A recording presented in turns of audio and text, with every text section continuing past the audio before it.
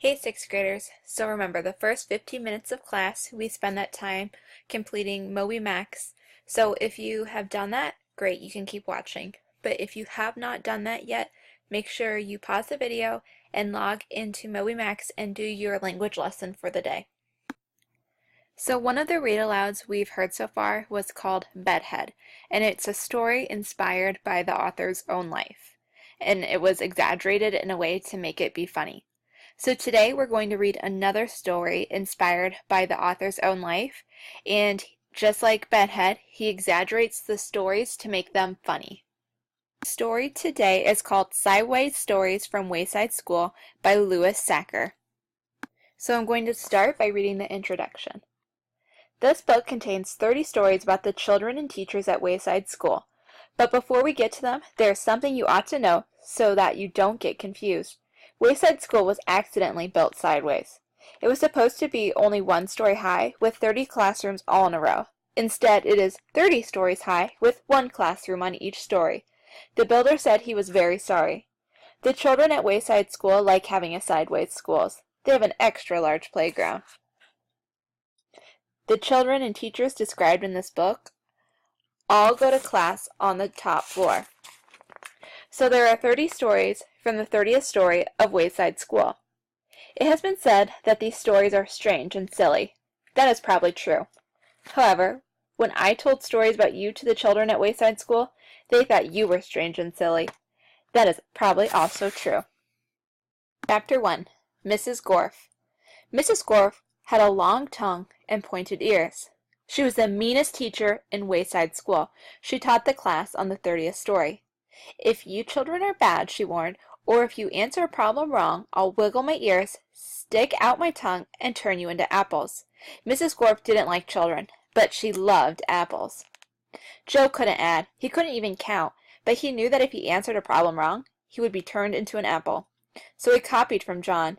He didn't like to cheat, but Mrs. Gorf had never taught him how to add. One day, Mrs. Gorf caught Joe copying John's paper. She wiggled her ears, first her right one, then her left, stuck out her tongue, and turned Joe into an apple. Then she turned John into an apple for letting Joe cheat. "Hey, that isn't fair," said Todd. "John was only trying to help a friend." Mrs. Gorf wiggled her ears, first her right one, then her left, stuck out her tongue, and turned Todd into an apple. "Does anybody else have an opinion?" she asked. Nobody said a word. Mrs. Gorf laughed and placed the 3 apples on her desk. Stephen started to cry. He couldn't help it. He was scared. "I do not allow crying in the classroom," said Mrs. Gorf. She wiggled her ears, first her right one, then her left, stuck out her tongue, and turned Stephen into an apple.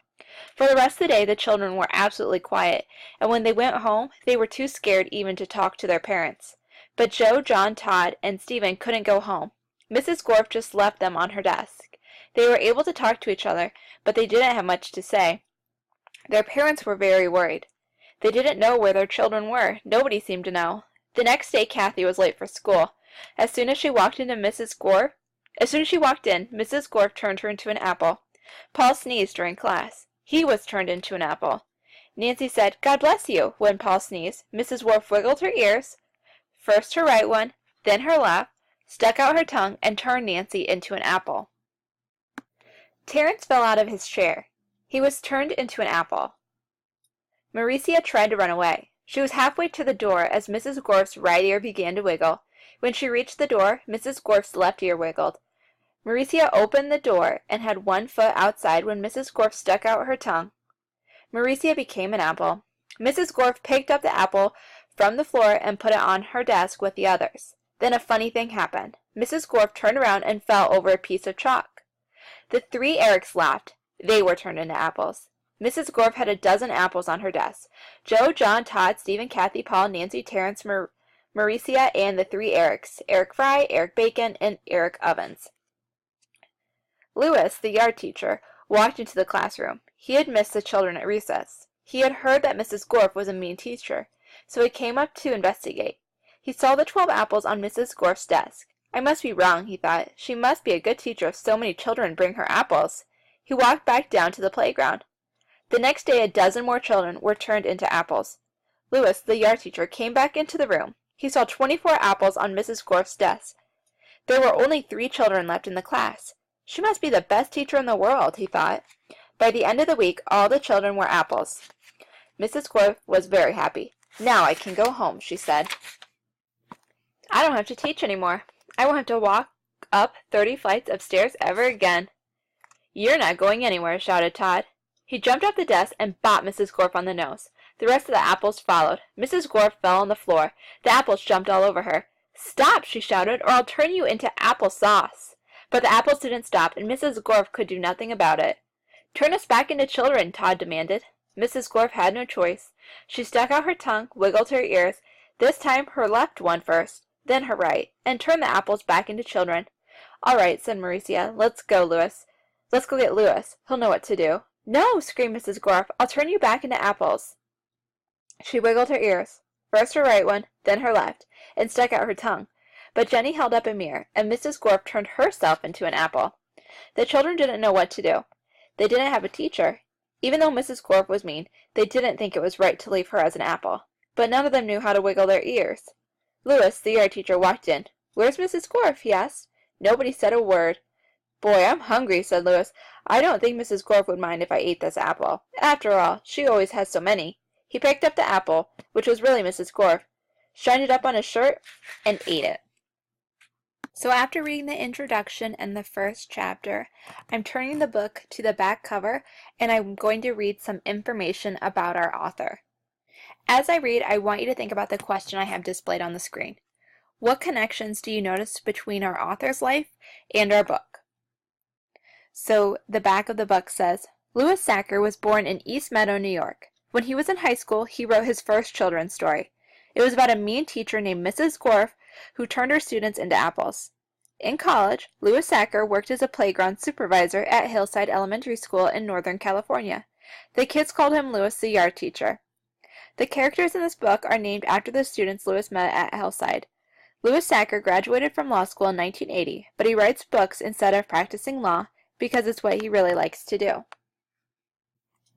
So remember, you should be thinking about your response to what connections do you notice between our author's life and our book.